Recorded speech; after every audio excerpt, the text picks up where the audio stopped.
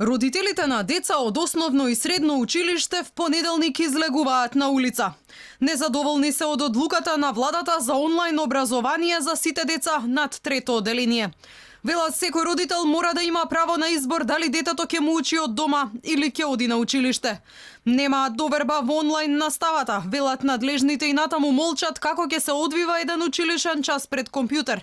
Деталите за ова ги немале ниту наставниците кои ќе треба да ја предаваат наставната материја. Децидни се или право на избор, или бојкот на наставата. Наставничката се уште не знае како ќе биде онлайн наставата, а не пак јас како родител, доколку владата не го усвои предлогот со комбинирана настава. Уствари комбинирана настава знаете како право на избор да биде.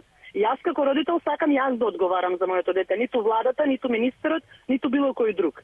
Ако не го прифати тоа, ние сите родители ќе бидеме согласни и ќе бојкотираме онлайн наставата, ќе бидеме офлайн. Ако треба, ќе има протести, се додека не ни се дозволи тоа што го бараме ние, како право на родител. Како ќе се одвива наставата на далечина се уште е енигма. Од Министерството за образование само кусо соопштија оти децата ќе имале распоред на часови, со тајминг во колку часот ќе треба да се вклучат на интернет.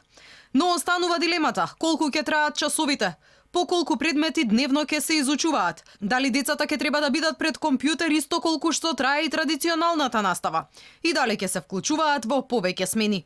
Наставници кои ги консултираше Алфа признаваат оти обуките за онлайн наставата се уште не се почнати. Откриваат дека официјалната обука ќе минеле само неколкумина наставници од секое училиште, а потоа тие ќе треба добиеното знаење да им го пренесат на своите колеги.